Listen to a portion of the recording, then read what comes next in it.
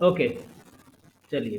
तो सर वो 2000 क्वेश्चन जो 50 में देखिए। हम्म नहीं तो उसके उसके पहले मतलब क्वेश्चन 35 मैं दे रही हूँ आपको। हम्म सर क्वेश्चन 35 में जो ऑप्शन सी है उसमें सर वो आइगन वेक्टर के साथ आइगन वैल्यू का क्या रिलेशन है वो यू के साथ। अच्छा, कह रहा है पी कोई 3 क्रॉस 3 मैट्रिक्स है जिसकी आइगन वैल्यू 1 1 2 है ना? तो पी कोई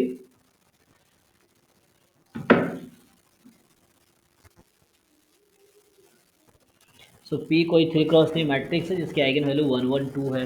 अच्छा, और 1 - 1 2 be the only linearly independent eigen vector corresponding to 1। मुझे बताइए इस पी मैट्रिक्स में अलजेब्रिक मल्टीप्लिसिटी आइगन वैल्यू 1 की कितनी है? वन 1 2 टाइम्स है हाँ, होगा तो 2 2 होगा। बोलते हैं उसको जी।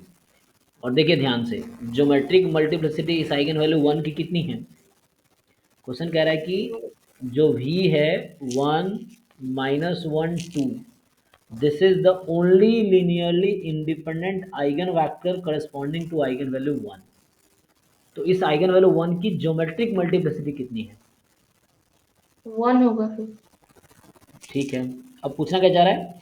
इफ द एडजॉइंट ऑफ, तो इसका मतलब ये हो गया कि p टाइम v बराबर 1 टाइम v होगा, ये मतलब है। ओके, तो इसका मतलब हो गया p माइनस आई टाइम v बराबर 0। ठीक है, ये सब तो ओके है। If the adjoint of matrix 2p is denoted by q, q क्या है? एडजॉइंट मैट्रिक्स है। अच्छा सो q 2p का हाँ। Adjoint matrix of 2p 2p is denoted by q। तो मुझे ये बताइए, अगर मैं आपको पता है 2p का, चलो पहले तो मैं ये बोलता हूँ कि p की आइगन वैल्यू, 2p की आइगन वैल्यू कितनी हो जाएगी? 2 2 4। 2 2 4 होगा। Okay, then which of the following is true? तो पहले तो q के बारे में मुझे सोचना पड़ेगा, q क्या है? q एडजॉइंट मैट्रिक्स है 2p का। हाँ सर वो तो निकल गया सर। क्या निकला? अच्छा मैं बोल रही हूँ आपको। अच्छा वो adjoint of 2p sir adjoint होता है ना adjoint of 2p equal to A inverse into determinant of A होता है। तो वो सर ए इनवर्स होगा सर। वो जो 2p आइगन वैल्यूज है उसका 1/2 1/2 1/4 हो रहा है। और वो जो डिटर्मिनेंट ऑफ ए मतलब डिटर्मिनेंट ऑफ 2p होगा। वो मतलब उसका मल्टीप्लाई हो जाएगा वो आइगन वैल्यूज। तो adjoint of 2p 3 eigen values है एडजॉइंट ऑफ 2p का 8 8 4 आया है। देखिए पहले मैं सबने एडजॉइंट ऑफ 2p p का डिटर्मिनेंट कितना है? का डिटर्मिनेंट 4 नहीं 2 होगा। हाँ, 2p का डिटर्मिनेंट कितना है? 2p का डिटर्मिनेंट आया है 16। ठीक है, देखिए, तो मैं q को 16 से डिवाइड कर दिया, सॉरी q को 16 से डिवाइड कर दिया, और adjoint of matrix a upon determinant of a किसके इक्वल है? इसका फॉर्मूला, जैसे आप सर वो ए हाँ इनवर्स का सर वो फॉर्मूला जानते हैं उससे ना? से एडजॉइंट हाँ सर वो ही तो। ए इनवर्स का फॉर्मूला क्या होता है? दिस, तो ये 2p का इनवर्स ए है। हाँ ये हुआ। तो q is 16 time 2p inverse. तो q इज 2p इनवर्स का क्या ही मतलब है ना, मैट्रिक्स 2p मल्टीप्लाई हो रहा है उसका होल इनवर्स ले रहा है। तो हम 2 को बाहर भी कर सकते हैं ना, तो क्या ही दिक्कत, जैसे मान लीजिए, है ना, 2a इंटू 2a का होल इनवर्स बराबर आई, तो वही बात है, 2 और माइनस 2 कैंसिल हो जाएगा। तो ठीक है, तो मतलब यहाँ से ये हो गया कि अगर मैं यहाँ से बोलूँ 2a इनवर्स जो है 1/2 a इनवर्स हो जाएगा। ठीक है, तो मतलब ये 16/2 8 टाइम p इनवर्स हो गया जी। तो q is 8 time p inverse. हाँ, तो अभी मैंने Q निकाल लिया 8p इनवर्स के टर्म में। अब आप समझिए, तो P की आइगन वैल्यू 112 है, सो P इनवर्स की आइगन वैल्यू क्या क्या होगी? 1 1 1/2। 1 का रेसिप्रोकल 1 का रेसिप्रोकल 1/2। अब ये 8p इनवर्स की आइगन वैल्यू क्या क्या होगी? तो 8p इनवर्स क्यों निकल रहे हैं? Q के किसके इक्वल है? Q किसके इक्वल है? अच्छा अच्छा, क्यों? हाँ, इसीलिए अच्छा अच्छा 884 आएगा फिर। ओके। वो मैं अब निकल भी गया था। ध्यान से देखो आराम से, पी वी बराबर 1v है, सो पी इनवर्स v बराबर क्या होगा? ये भी 1v होगा, क्योंकि 1 के रेसिप्रोकल 1 ही होगा। सो 8p इनवर्स v बराबर 8v हो जाएगा। तो यहाँ से 8q v बराबर 8v हो गया। qv बराबर कितना हो गया? q times v is equal to it is equal to 8v। तो इसका मतलब क्या है? 8v। हाँ। v इसका आइगन वेक्टर है। मतलब हम्म, इससे क्या पता चला? qv बराबर 8v का मतलब क्या? v is also eigen vector corresponding to this. Hmm, hmm. Okay. और ये जो दे रखा है सी ऑप्शन, वो कौन सा है? ये जो लिख रखा है 2 - 2 - 4, नहीं 2 - 2 + 4, ये किसके इक्वल है? तो -2 + 4 मतलब आइगन वेक्टर। नहीं नहीं, भी आपके पास क्या था? भी वॉज दिस। he was 1 1। तो ये जो 2 - 2 और 4 है, ये क्या है? 2 - 2 4 वी के टर्म में, अरे वी है 1 1 - 2, तो वी के टर्म में ये वेक्टर किसके इक्वल होगा? अरे मैं बोल रहा हूँ 2 भी नहीं होगा। ये पूछ रहा हूँ, वो हाँ, सी ऑप्शन में क्या यूज हुआ है? सी ऑप्शन में आइगन वेक्टर बोल रहा था। अरे सी वेक्टर में क्या है आइगन वेक्टर? यही है ना, 2 - 2 4। हाँ, 2 - 2 4 है। हाँ, हाँ। इसका नाम यू रख दिया मान लो। रुको ध्यान से चुपचाप सुनो, यहाँ से एक मिनट देखो। अब यहाँ से क्या है आपके पास? क्योंकि मैं पूछ रहा था 2 - 2 4 वी के टर्म में क्या है, ये तो पूछ रहा था। वी के टर्म 2 भी है, 2 भी है ना। हम्म, हम्म। तो अब क्या हो गया? यहाँ से 2 से मल्टीप्लाई कर दो, क्यू टाइम 2v बराबर 8 टाइम 2v। तो यहाँ से आ गया आपके पास q टाइम u बराबर 8 टाइम u। ठीक, ये भी तो हो गया। 2 से दोनों तरफ मल्टीप्लाई कर दिया मैंने, और 2v u। तो यहाँ से क्या पता चला? और q की आइगन वैल्यू कितनी है? यही तो q था, 8 है। तो yes, u is eigenvector of q। सही है, मतलब सी ऑप्शन ट्रू है। देखो, इस इक्वेशन का मतलब क्या है बताओ? q टाइम u बराबर 8 टाइम u, इसका क्या मीनिंग है इस इक्वेशन का? Function का meaning क्या? ये तो मतलब क्यू तो एक्चुअली इसका जो मैट्रिक्स है ना। जो पूछ रहा हूँ बताओ, ए वी बराबर लैम्डा वी का मीनिंग क्या होता है? हाँ, आइगन वैल क्या? हाँ सही बोल रहे हो, ट्राई करो। ए वी बराबर लैम्डा वी आपने कहाँ देखा है ये? हाँ, वो eigenvalue in matrix into eigenvector equal to eigen value into eigenvector. जी, तो इसका मतलब यही मतलब है ना, कि lambda is eigen value of A and V is eigenvector of A. तो बताओ इसका मतलब क्या है? क्यू यू बराबर 8u का मतलब क्या है? Q is a eigen value of no, 8 is the eigen value of Q and U is the eigen vector of Q. Option C क्या कह रहा है? ऑप्शन सी कह रहा है। हाँ, 2 - 2 4 T is eigen vector of Q। अच्छा अच्छा।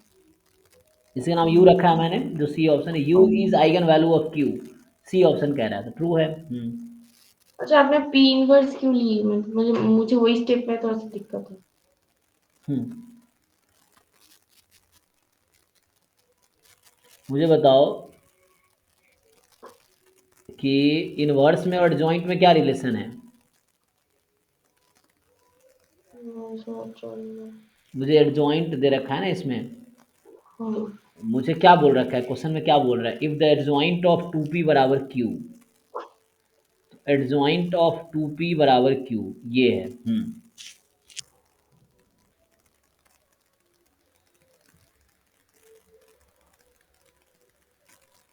किसी के मैट्रिक्स के इनवर्स में और एडजॉइंट में क्या रिलेशन है? एडजॉइंट में रिलेशन है कि एडजॉइंट में क्या रिलेशन है? तो adjoint of A equal to adjoint of A into determinant of A, ऐसे तो होता है बाय डिटरमिनेंट ऑफ ए। नहीं नहीं, आप मुझे ये बताओ, चलो टू पी के इनवर्स का फॉर्मूला बताओ, ए इनवर्स का फॉर्मूला बताओ।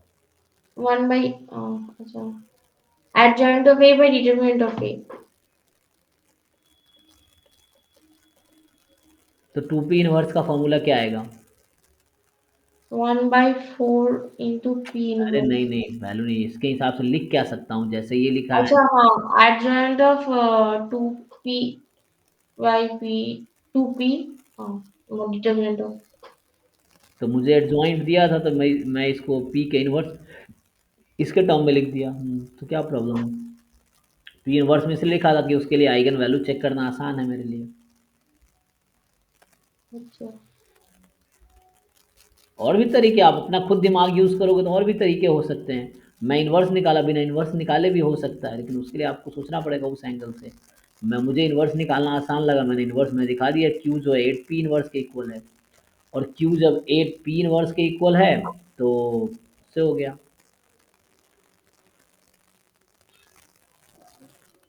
ये है। अच्छा ठीक है।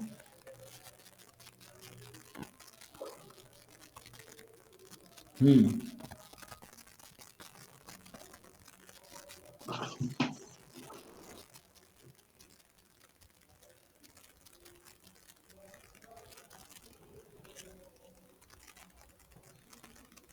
आगे बताइए, आगे क्या है? सर वो जो से क्वेश्चन 50 में ना, सर वो मतलब हम लोग क्या जानते हैं कि पी वैल्यू क्या है, तो given value greater than equal to observe value given H not is true, लेकिन उससे सर आंसर नहीं आ रहा, और जिसने सोल्यूशन किए है उसने उल्टा की थे, तो उससे उसका आंसर आ गया। नहीं नहीं, यहाँ क्रिटिकल रीजन क्या है उस पे, आप जो कह रहे हैं सही बात है। तो वो तब है जब x more than it's critical value होगा। लेकिन यहाँ देखिए इस क्वेश्चन में इसने बता रखा है क्रिटिकल रीजन क्या है, क्वेश्चन देखो आप ठीक से। देखो पी वैल्यू पता है क्या क्या बोल होता रहे है? थे, नॉट इक्वल टू बोल रहे हैं। सुनो एक मिनट। पी वैल्यू अगर क्रिटिकल रीजन है, अगर आपका क्रिटिकल रीजन जो है, क्रिटिकल रीजन जो होगा, इफ क्रिटिकल रीजन इज, मान लो ऐसा है t more than equal to k, इस तरह से, तो उस केस में जो p वैल्यू होती है कि t more than equal to T naught when H given, naught is true. हाँ, और दूसरा अगर क्रिटिकल रीजन है,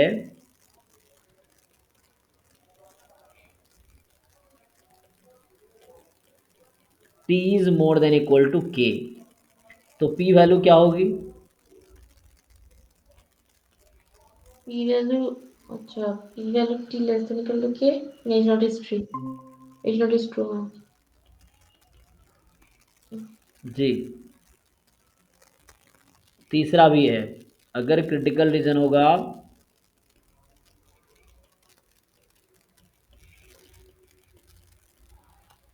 तो जो p वैल्यू होगी वो होगी probability mod T less than equal to mod of T not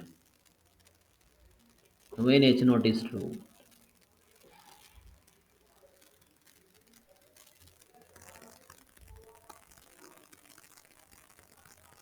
ठीक है, चौथा भी है।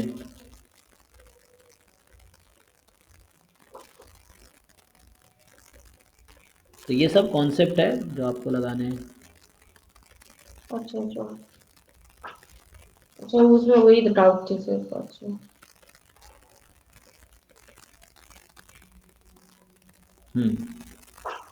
तो एक क्रिटिकल यहाँ लिखा हुआ है कि reject H naught for a small value of W. तो W less than equal to some K होगा तो रिजेक्ट हो जाएगा। तो यहाँ क्रिटिकल बता रखा है W less than equal to K है। कौन तो कहाँ बताया गया है, कुछ तो बताया नहीं है। ढंग से पढ़िए ना, क्या लिखा है, कंसीडर अ टेस्ट।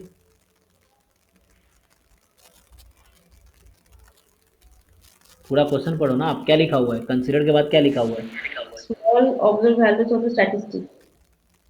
अच्छा स्मॉल ऑब्जर्व वैल्यूज मतलब अच्छा मतलब W greater than equal to होगा ना। Reject H not if for small observe value of W, W की छोटी वैल्यू से के लिए रिजेक्ट कर देंगे। तो जब डब्ल्यू की जो ऑब्जर्व वैल्यू होगी है ना, that will be very small, तो W will be less than equal to some quantity K. इसका ये मतलब है कि डब्ल्यू जो है मतलब ऑब्जर्व वैल्यू मतलब बाद में आता है ना, पहले तो टेस्ट स्टैटिस्टिक्स है। तो ये जो टेस्ट स्टैटिस्टिक्स है वो छोटी है, स्मॉल है, तो less than equal to some quantity के। लार्ज जब बोलता तो मोर देन इक्वल टू के होता।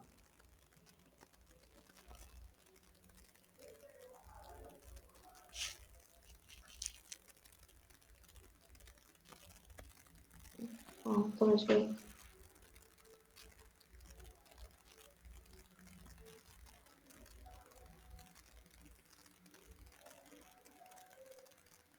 आगे बताइए। फिर इससे फिर हो जाएगा सर ये। और आगे बोलना था सर वो क्वेश्चन 5 में हम्म क्या सर ये कि dimension of the vector space of 7 cross 7 real symmetric matrix. Sir ये मतलब matrix symmetric matrix of trace 0 and some of the orthogonal elements is 0। Sir ये थोड़ा सा समझ दीजिए ना क्वेश्चन 5। डायमेंशन का मतलब क्या है। Number of linearly independent vectors on the basis. Hmm उसी को यहाँ पे लिखेंगे तो number of free variable in the basis, ये भी बोल सकते हैं आप, बात वही है। तो यहाँ 7 क्रॉस 7 के मैट्रिक्स में कितने एलिमेंट है टोटल। 7 क्रॉस 7 की मैट्रिक्स में टोटल टोटल एलिमेंट्स हो गए क्या? कितने। 49। इसमें कितने एलिमेंट है। 49 होगा।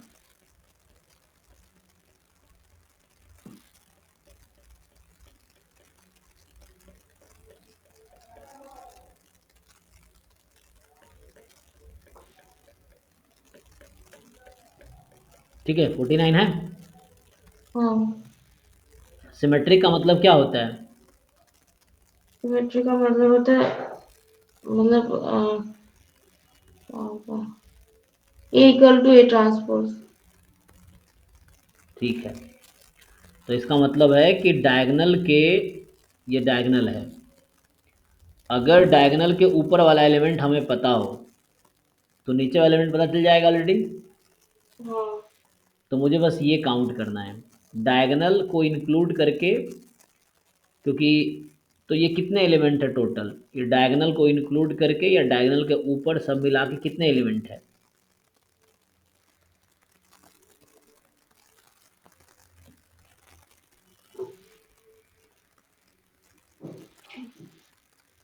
उसका कोई फॉर्मूला था ना n इंटू एन माइनस 1। अच्छा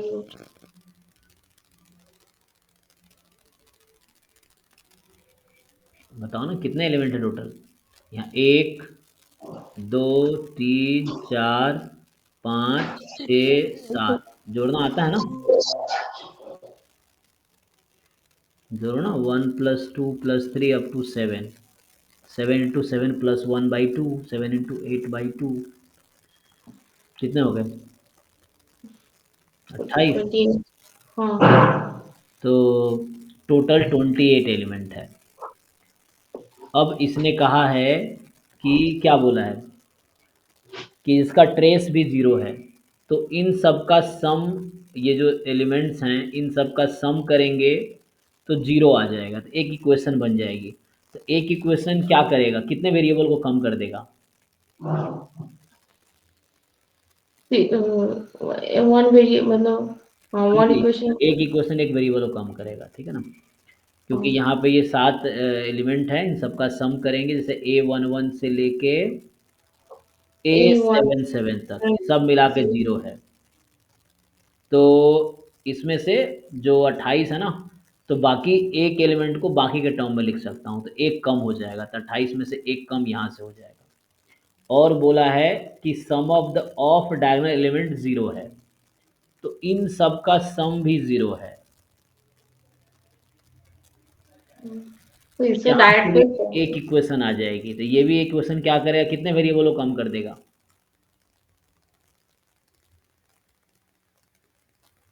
सेवन मतलब वन वेरिएबल कम कर देगा। तो कितने बचे टोटल अब? टोटल बचे 26। तो 26 इसका आंसर है। वो डायरेक्ट कोई फॉर्मूला नहीं है इसका। वही तो बता रहा हूँ, डायरेक्ट क्या मतलब, डायरेक्ट क्या फॉर्मूला बता दे। अच्छा अच्छा। अच्छा तो ये टेक्निक वैसे है, ठीक है ठीक। अब हर क्वेश्चन का डायरेक्ट फॉर्मूला वही कराऊँ, 65 क्वेश्चन आप 65 सेकंड में कर दोगे, हो गया खत्म। 3 घंटे का एग्जाम का है, दिमाग भी तो चाहिए उसके लिए, खाली फॉर्मूला ही चाहिए? वो तो चेक करना कि दिमाग है कि नहीं है, फॉर्मूला थोड़ी चेक कर रहा है। तो आपको ये थोड़े दिमाग लगाने पड़ेंगे ना, डायमेंशन का मतलब क्या है, उसको अप्लाई कैसे करना है। तो नंबर ऑफ फ्री वेरिएबल देखिए कितने फ्री वेरिएबल है, ये चीज़ इसमें यहाँ पे, तो उतने हो जाएंगे इन द बेसिस। अच्छा। और बताओ और सर जॉर्डन। इसमें क्या है?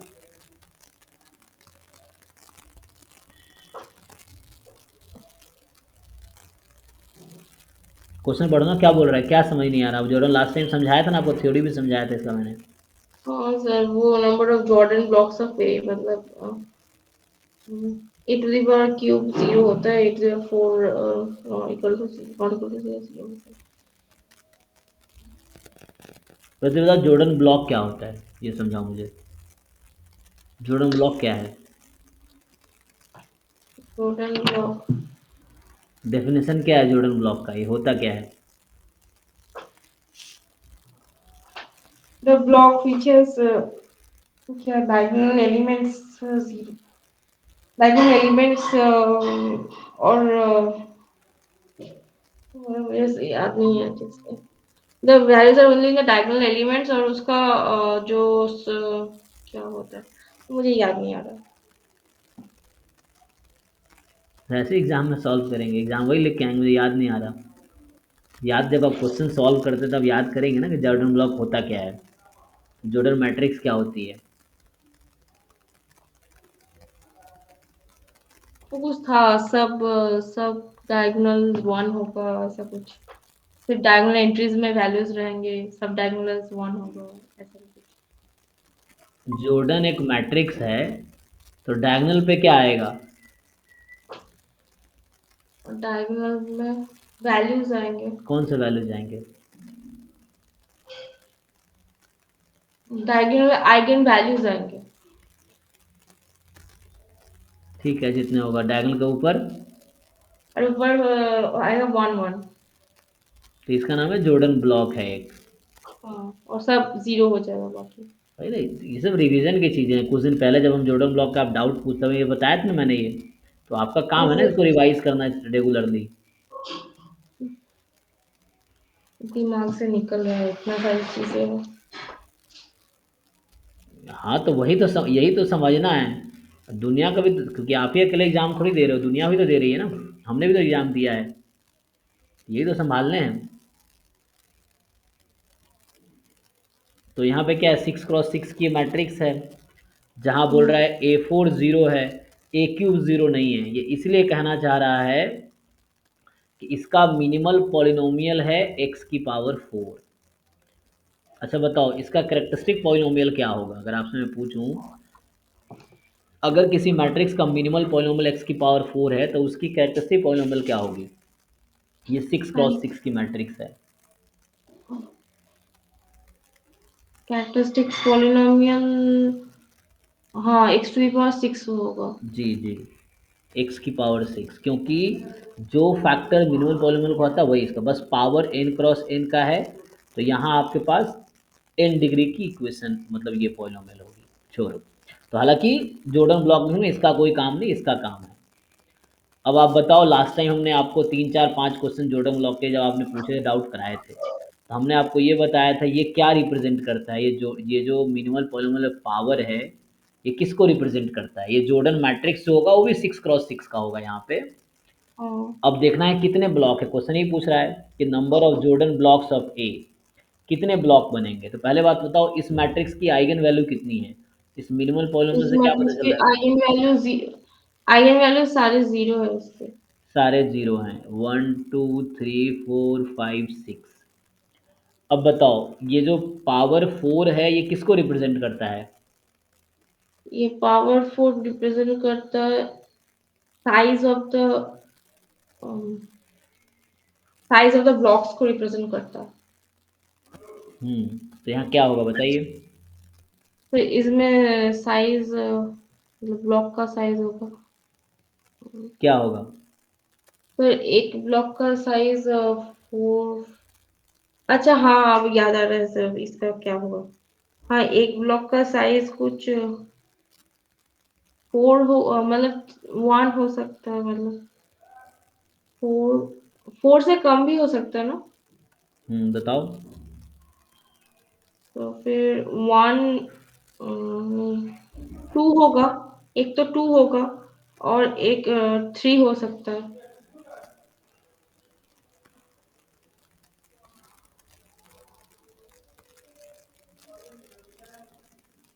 और हम्म 2 तो ठीक है, मतलब 4 हो गया। और एक 2 हो रहा है, बट 3 थोड़ा सा मतलब उससे कम होगा ना, मिनिमम पॉलीनोमियल से। हम्म। अच्छा। बाकी लोग बताइए जी, बोलो में आपको समझ आ रहा है। हाँ सर, मतलब x to the power 4 मतलब maximum block size will be 4 hmm and one block will be 2 cross 2 और एक तरफ और एक होगा 4 cross 4 और 1 cross 1 मतलब 2 देखिए, और 3 होगा।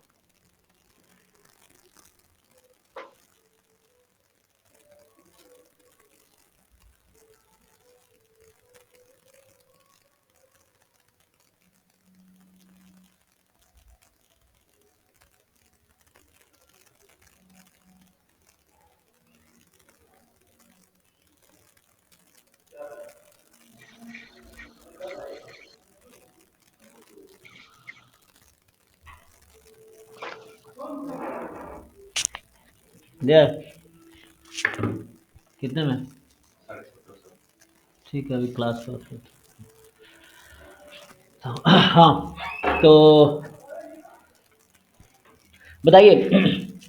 देखो यहाँ क्या होगा कि ये 4 जो है, 4 रिप्रेजेंट व्हाट। यहाँ पे इस क्वेश्चन का आंसर ये एक ब्लॉक 4 क्रॉस 4 का होगा। बाकी ब्लॉक बताओ क्या हो सकता है। बाकी ब्लॉक रह या गया तो है 1 क्रॉस 1 का हो सकता है, या एक 2 क्रॉस 2 का हो सकता है। अच्छा, इसीलिए वो 3 हो रहा है और वो 2 हो रहा है। अच्छा तो अच्छा, यहाँ ठीक है। या तो एक 4 क्रॉस 4 का ब्लॉक रहेगा, और at least one block will be of size 4 cross 4। Sorry, at most one ना। यहाँ क्या था, 4 क्या था, साइज ऑफ द ब्लॉक है ना। इसका हाँ, exact, size of the block होता है। इसका एग्जैक्ट क्या बोलता है, डेफिनेशन बुक में क्या लिखा सर वो मैक्सिमम साइज। है। अच्छा, maximum. Oh maximum size of a block ना। तो ये कहता है कि बुक में ये लोग कैसे लिखते हैं इस चीज़ को।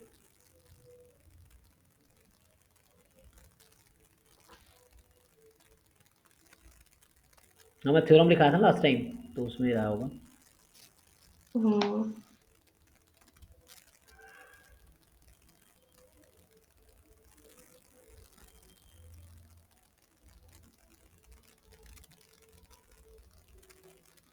तो इस क्वेश्चन में क्या होगा, सिंपल है, पावर 4 है तो एक ब्लॉक जो होगी वो 4 क्रॉस 4 की होगी, एंड देन बाकी 1 क्रॉस 1 की हो सकती है, या ये 2 क्रॉस 2 की हो सकती है, ये चीज़ है। हाँ सर सर, समझ गई। नेक्स्ट बताइए। मेरा तो हो सर गया। मेरा क्वेश्चन है सर। जी जी। सर उसमें वो रेडियस में दिक्कत है थोड़ा। The volume of a solid generated by revolving the region bounded by parabola x बराबर 2y square plus 4 and the line x बराबर 6। अच्छा, तो volume of the solid generated by revolving the region this bounded by this and this about x बराबर 6। देखिए पहले इसका graph बनाते हैं। तो एक्स बराबर 2y² होता तो ग्राफ बनता जस्ट एक्स के अबाउट, +4 है तो इसके अबाउट, और यहाँ पे एक्स बराबर 6 की ये लाइन है, ठीक है, और इसको एक्स बराबर 6 के अबाउट रिवॉल्व कर रहे हैं, इसी के अबाउट रिवॉल्व कर रहे हैं। तो देखिए ये रेडियस कितना है, देखिए आप समझिए इस पॉइंट का कोऑर्डिनेट है X comma Y. So you tell me this length, ये रेडियस का लेंथ कितना है बता पाएंगे? रेडियस कितना है? तो सर 6 - x। यस 6 - x, क्योंकि ये ओके सर पॉइंट एक्स हाँ। कोऑर्डिनेट है ना। तो हो गया, तो वॉल्यूम क्या होता है, integration pi okay R sir. Square. अब यहाँ पे रिवॉल्व कर लीजिए, एक्स की वैल्यू कहाँ से कहाँ तक हो रही है, इसमें जा रही है, यहाँ पे क्या है 4 है, एंड 4 से। 4 to 6। ओके सर अभी हो जाएगी। इसको रिवॉल्व करा है ना, पाई आर स्क्वायर डी एक्स, ठीक है। एक मिनट को रुको, थोड़ा सा गलत है यहाँ पे भी। हम क्या करते हैं, रेडियस मैं किसके अलॉन्ग ले रहा हूँ, एक्स के पाई अलॉन्ग वाई ना। स्क्वायर। तो जब एक्स के हाँ अलॉन्ग ले रहा पाई हूँ तो वाई क्या होगा स्क्वायर ये, डी। पाई y² होता था फिर उसके। हाँ पाई वाई स्क्वायर डी एक्स या पाई एक्स स्क्वायर डी वाई, हाँ क्या वही होगा, तो। 6 - x का होल स्क्वायर यहाँ डी वाई होगा। सर आपने जो क्वेश्चन करवाया था ना एक बार, रुको वो रुको, 2000। हाँ बताइए। यहाँ पे पाई आर स्क्वायर, यहाँ देखिए रेडियस मैंने एक्स के लॉन्ग लिया है, तो डी वाई क्या होगा, ये वाई में जाएगा। वाई की लिमिट कहाँ से कहाँ तक है, इसने क्या बोला है, एक minute, volume of the solid generated by revolving the region this and line this, so this and this. तो वाई की वैल्यू कहाँ से कहाँ तक जा रही है, यहाँ पे क्या है वाई, यहाँ पे क्या है वाई, दोनों को सॉल्व कीजिए, एक्स बराबर 6 रखिए, यहाँ पे वाई कितना मिलता है, ये डी वाई होगा, ध्यान रखना यहाँ पे है ना, पाई, ये होता है ना pi X square D Y and pi Y square D X, ये pi Y square D X. तो ये हमने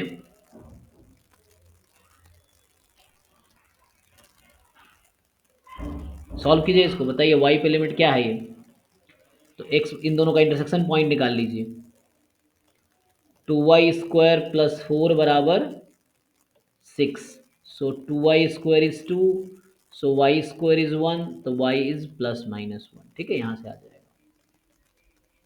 तो ये हमारे पास है, तो ये +−1, ये -1 और ये +1 हो जाएगा, ठीक है। तो यहाँ -1 से 1 आ जाएगा, ये होगा आंसर। इसको सॉल्व करके देखिए आंसर आ जाएगा। 6 - x यहाँ से पुट कर लीजिए तो अब हो जाएगा, -1 से 1, 6 - x करेंगे तो रख देंगे आप, तो 6 - 4 2 हो जाएगा, 2 - 2y² dy, हाँ इसको इंटीग्रेट कर लीजिए, ठीक है। तो हाँ बताइए जी क्या कह रहे थे। सर वो जो गेट 2019 में, कौन सा क्वेश्चन, 2019 में, हाँ वो, हाँ 2019 में क्वेश्चन 44 जो है, उसका सर सॉल्यूशन, मतलब उसका मतलब मैं, आपने जो करवाया था तब उसका आंसर मैच कर रहा है। जब मैं, मतलब आपने तो ऐसे फुल लेंथ सॉल्यूशन नहीं करवाया था, आपने तो जस्ट नॉर्मल करके छोड़ दिए थे। हम्म तो सर एक बार मैंने की थी तो आंसर मैच कर रहा है, फिर नेक्स्ट टाइम जब पवन सर ने मुझे पूछा था वही क्वेश्चन, वो कुछ सॉल्यूशन लिख रहे थे, तो मैंने जब कर किया था तो तब से उसका आंसर नहीं आ रहा था। तो मुझे क्या करना है, सर थोड़ा सा सॉल्व कर दीजिए ना सर, क्वेश्चन 44 में वो। तो पहले सॉल्व किया तो आंसर आ गया, तुमने किया तो आ गया, अब तुम कर रहे हो फिर नहीं आ रहा है। सर सेकंड टाइम कर रही हूँ तो आंसर नहीं आ रहा सर, बहुत सारे प्रॉब्लम्स तो ऐसे ही हो रहा है कि सेकंड टाइम थर्ड टाइम कर रही हूँ तो आंसर नहीं आ रहा। रट्टा मारोगे तो यही होगा, रट्टा मारो 10वीं बार में नहीं होगा, समझ के करोगे तो हर बार होगा, बताओ। तो रट्टा मारोगे सर तो क्वेश्चन, कैसे होगा, वो तो भूल जाओगे तो खत्म हो जाएगा। समझने में क्या है कि भूल भी जाएंगे दोबारा कर लेंगे। नहीं नहीं, मैं जो कैलकुलेशन में प्रॉब्लम है सर, क्योंकि मैंने बहुत बार ट्राई कर रही हूँ। क्या है क्वेश्चन भेजो। अच्छा उस दिन पोलो में भी कर रही थी, आपने तो सिर्फ बोल दिया लेकिन लास्ट तक सोल्यूशन नहीं कर किया। अरे तो तुम्हारे अंदर इतनी एबिलिटी होनी चाहिए खुद कर सको। मैं फिर से यही समझाना चाह रहा हूँ कि जिंदगी में दूसरों पे कब तक तुम्हें बस कोई गाइड कर सकता है, हिंट दे सकता है। तुम क्यों चाहते हो तुम्हारी प्रॉब्लम लोग सॉल्व करे, चाहे जिंदगी हो चाहे एग्जाम हो। तुम्हें एंट्रेंस क्लियर करना, तुम्हें सॉल्व करना सीखना है। तुम चाहते हो हर सॉल्यूशन का सॉल्यूशन लिख दे, तुम रट्टा मार लो। तो उससे क्या होगा, चार क्वेश्चन करोगे वही चार एग्जाम में नहीं आएंगे, तो एग्जाम में नहीं होगा तुमसे। ब्रेन को ट्रेन करो ना। आजकल ये तुम देख रहे हो जो रोबोट वोबोट कैसे काम कर रही है, उसको ये थोड़ी सारे प्रॉब्लम का सॉल्यूशन थोड़ी बताए गए हैं। उसको चैट जीपीटी कैसे काम कर रही है, उसको 1 लाख सॉल्यूशन क्वेश्चन बता दिया गया सॉल्यूशन। अब उस 1 लाख सॉल्यूशन के बेस पे वो 10 करोड़ क्वेश्चन सॉल्व कर सकता है। तुम्हारे दिमाग ज़्यादा चैट जीपीटी का दिमाग काम कर रहा है। यही चीज़ हमें भी सीखना है ना। इसी को हम्म। समझते काहे नहीं हो। ये आजकल दुनिया एआई ऐसी हो रही है ना, उसको सारे प्रॉब्लम पता है। उसको कुछ प्रॉब्लम बता कर ट्रेन कर दिया गया। अब आगे का प्रॉब्लम वो खुद सोच लेता है। ये जो डेटा दिया गया उसके हिसाब से वो कुछ रिप्लाई करता है। अब तुम्हारा ह्यूमन माइंड है, फिर भी तुम ये नहीं कर पा रहे हो कि आधा करके छोड़ दिया तो आधे नहीं कर पा रहे हो। तो अभी तुम्हें खुद को ट्रेन करने की जरूरत है ना। ये चीजें हैं। बताओ बताओ। तो दिए ऐसे ग्रुप में।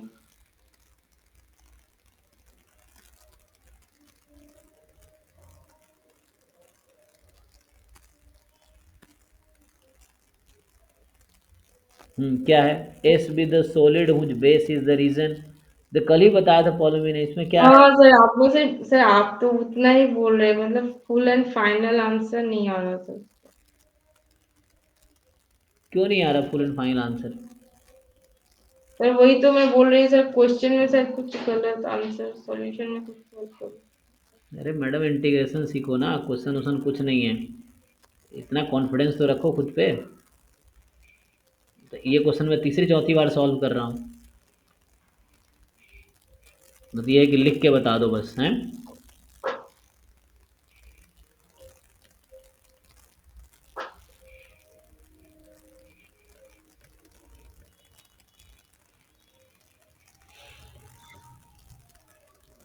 मैंने कहा था स्क्वायर है, चलो ये साइड ले लो। तो दिस इज y2।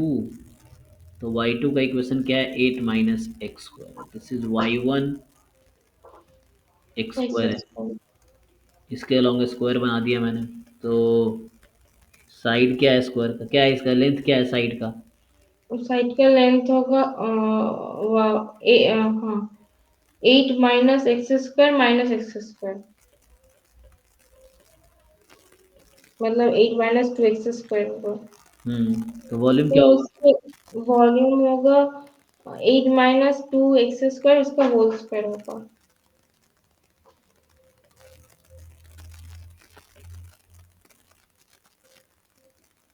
फिर वो से अब आया था वो माइनस, हाँ, -2 से +2, मतलब सिर्फ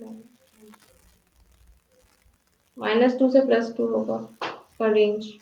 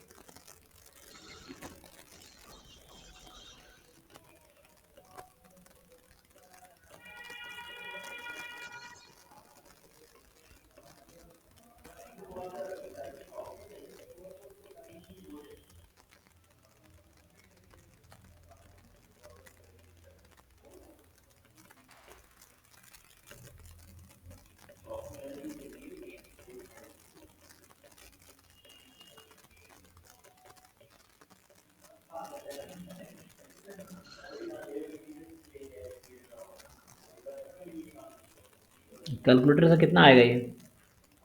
देखिए करके देखते हैं।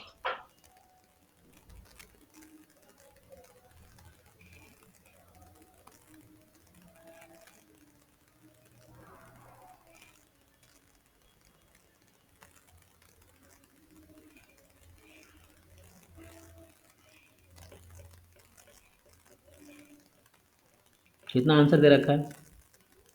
देखिए 136.51। हाँ आ गया। तो ऐसा क्या अलग कर दिया मैंने?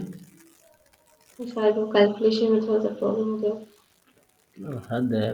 कैसे लाइफ में अच्छा करोगे तुम बताओ? जैसे एक बार गलत हो गया दोबारा कर दो। तो इंटीग्रेशन ही तो है, बाकी तो सेम ही चीज़ था। 2-3 बार कर रही हूँ फिर भी नहीं हो रहा, मतलब क्यों पता नहीं। सोचो ना, फिर इंटीग्रेशन नहीं आता, इस लेवल पे पहुंच गए कि इंटीग्रेशन नहीं आ रहा है। बताओ, हद है। मतलब मैंने, अरे इंटीग्रेशन क्यों जस्टिफिकेशन दे रहे हो? मान लो ना गलती की, ठीक है नहीं आ रहा है, जस्टिफिकेशन दे क्यों अपने आप जस्टिफाई करते हो? सच्चाई हो मान लो कि हाँ है, नहीं आ रहा इंटीग्रेशन, फालतू में जस्टिफाई क्यों करते रहते हो? जो है सो है मान लिया करो ना, अपनी सच्चाई क्यों छुपाना चाहते हो? तुम्हें नहीं क्यों इंटीग्रेशन नहीं आता, तभी तो आंसर नहीं आया होगा ना।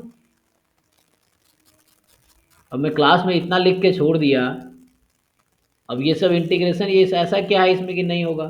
तुम्हें नहीं पता होगा कि स्क्वायर खोलना है, स्क्वायर खोल के इंटीग्रेट करना है, तुम ऐसे ही इंटीग्रेट स्क्वायर किया। खोल के इंटीग्रेट किए थे फिर आंसर क्यों नहीं आ रहा था। कहाँ किए? भेजो जरा फोटो मुझे, फिर से अभी भेजो जरा, जो कहाँ किए तुमने, फिर तुम्हें मिलेगा नहीं अभी तुम्हारा। सर नहीं सर, मैं देती हूँ सर, भेजो रुकिए जरा सर, देखो। मैं 2-3 बार दिए है सर इसको, मतलब क्या बोलूं। तो ऐसा मैंने क्या कर दिया इसमें कि आपका आंसर आ गया, मेरा नहीं आएगा? तो आपका नहीं आया, मेरा आ गया। केयरफुली कैलकुलेशन करेंगे हो जाएगा। और जबकि क्लास में 2 बार मैंने सॉल्व किया है क्वेश्चन। सर देखिए सर, मैंने पहले खोला नहीं था, फिर नेक्स्ट टाइम मैंने खोला फिर भी आंसर नहीं आया। कहाँ खोला तुमने? तुम्हारा स्क्वायर कहाँ गायब हो गया इसमें?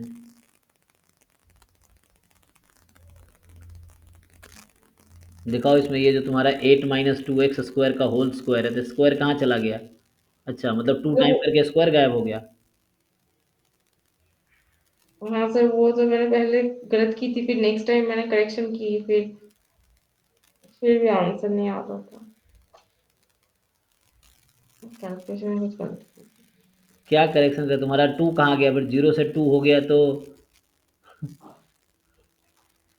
ये -2 से 2 था, तो ये 0 से 2 कैसे हो गया?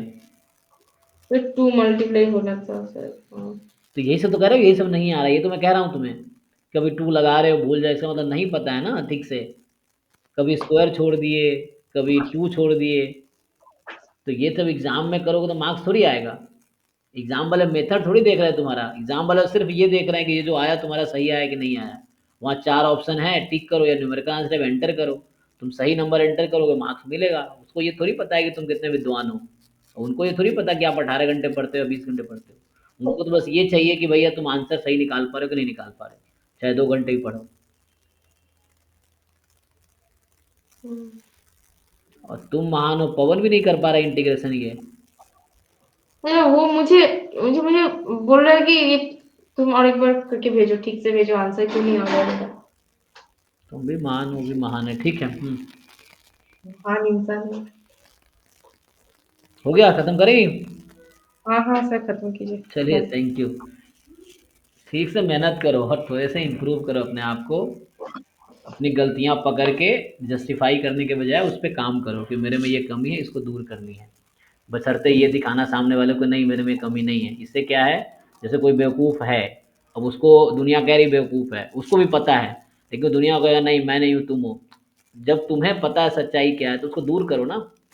क्यों जस्टिफाई करना है कि नहीं मैं नहीं हूँ? जैसे आपको लगता है कि जहाँ जहाँ प्रॉब्लम है, कैलकुलेशन मिस्टेक कर रहे हो, कॉन्सेप्ट भूल जा रहे हो, डेफिनेशन याद नहीं है, उसको रिकॉल करो, रिवाइज करो। जब कोई क्वेश्चन सॉल्व कर लो, जॉर्डन ब्लॉक का क्वेश्चन आपको समझ नहीं आ रहा, तो आपको क्या करना चाहिए था कि पीछे जाना चाहिए था। जब जॉर्डन ब्लॉक के क्वेश्चन मैंने कराए, जब मैंने थ्योरी पढ़ाए बैच 5 में, जब डाउट क्लास में क्वेश्चन करा रहे तब वापस देख लेते।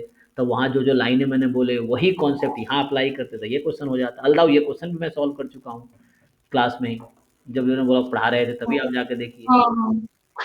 लेकिन आपको ये सब सीखना है कि ऐसा क्या हो रहा है। और रिसर्च में तो नई चीज़ें सोचनी होती हैं, जो ऑलरेडी एग्जिस्टेड है। आप सोचो दिमाग का लेवल, आप खुद पे जोर दो ना कि भैया वो चीज़ें जो मैं करा चुका हूँ वो आपको हवा नहीं लग रहा। आप जब रिसर्च करोगे तो नई चीज़ ढूंढनी होती, दुनिया में एग्जिस्ट ही नहीं कर रही है।